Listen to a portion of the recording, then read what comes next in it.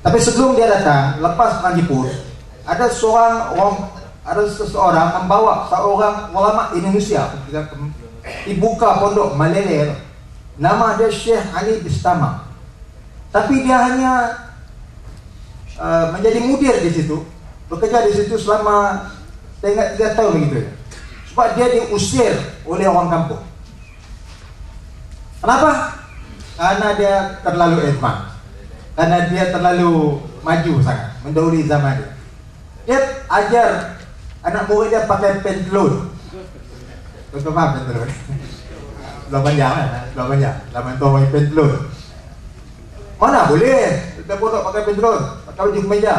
Ya, dia mesti gondol kepala, pakai kemeja putih, baju Melayu dan kasut kayu ataupun terompa. Itu style pondok. Apabila Tok Guru ni, Haji Ali Bustamam ni, dia galakkan belajar-belajar dia pakai pentelur, baju kemeja dan sebagainya, orang tak selesa, tak senang. Bukan itu saja, dia ajar badminton dan bola aja. Saya juga dipahamkan bahawa di Blok Pina pun almarhum Tuan Guru Haji Ahmad Badawi, ya, di Palabatan pun dia pun advance. Masa saya datang sekali itu dengar tekung bunyi, rupanya bapak dia ada lain, Tok Guru Haji Ahmad Fahid. Yang buat apa Ahmad? Malah kan. Rupanya dia ajar budak tendang bola dalam sekolah. Kena pintu sekolah tikam. Itu ulama dulu lah. Ya. Nah, jadi itulah.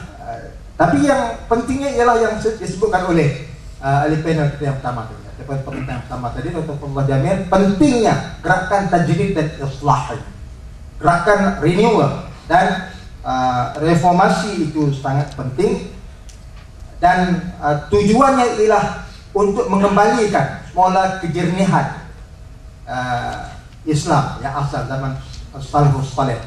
Lalu dengan sebab Islam ni bila lama-lama dia lusuh juga. Dilusuh, ada dicampuri dan yang bid'ah-bid'ah dan sebagainya perlu dipurifikan, perlu dimurnikan.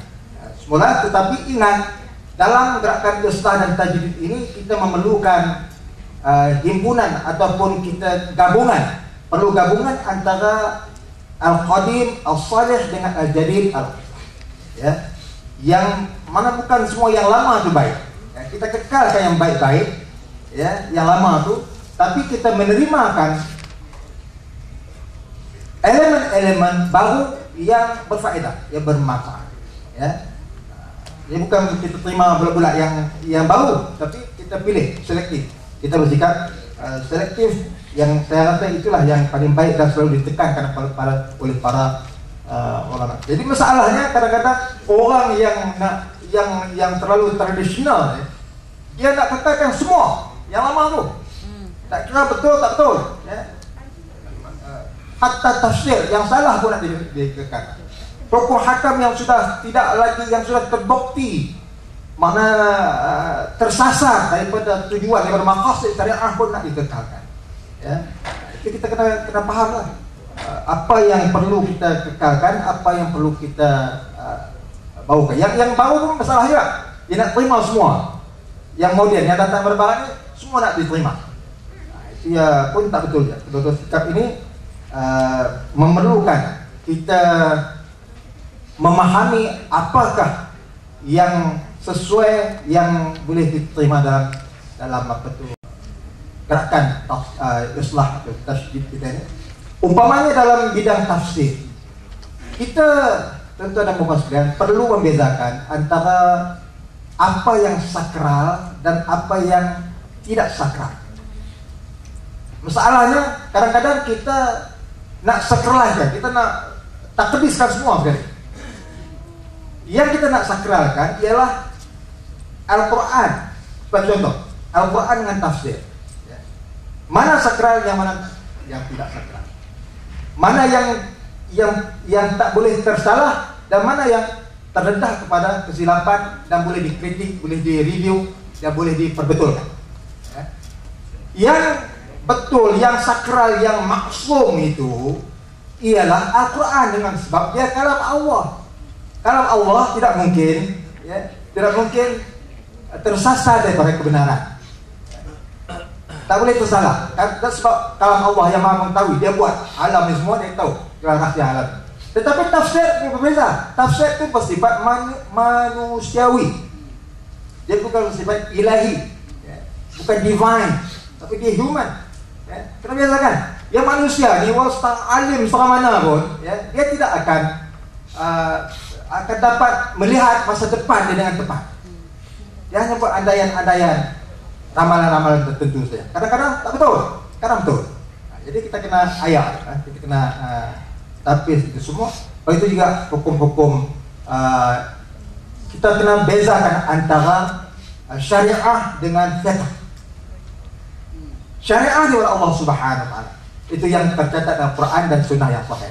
Adapun fiqh hasil daripada ijtihad ulama. Bagaimana nak merumuskan hukum-hukum daripada ayat-ayat Quran dan sunnah-sunnah dan hadis-hadis Nabi sallallahu alaihi wasallam. Maka dari sudut hukum, maka lahirlah ilmu fiqh. Jadi kadang-kadang kita tak bezakan, fiqh itu tidak sakral, dia tidak masuk. Sebab itu selalu ada banyak, kita ada banyak mazhab dan ada fatwa-fatwa dulu yang direview semula, buat fatwa baru dan sebagainya.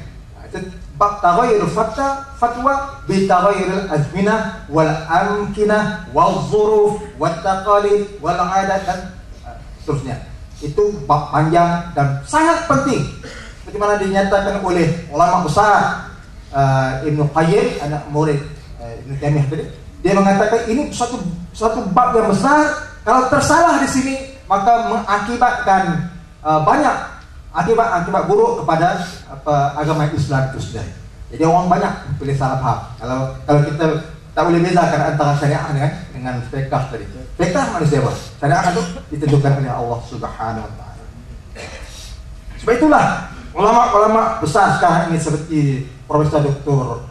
Qaradawi, dia mengarang buku-buku tentang fiqhul awlawiyat, tentang bagaimana kita memahami jinjang-jinjang ataupun tangga-tangga priority, mana yang kita nak utamakan. Kadang-kadang kita ambil yang ujung tu kita letak ke depan, itu salah. Yang fardu, yang wajib itu mesti diwajibkan. Yang sunat lah maknanya. Dan sunat pun ada sunat yang ditekankan, sunat muakkad, ada sunat hai'ah dan sebagainya. Begitu juga soal-soal suruhan dan larangan dalam Islam. Janganlah yang kecil-kecil itu kita besar-besarkan. Ini masalah yang besar.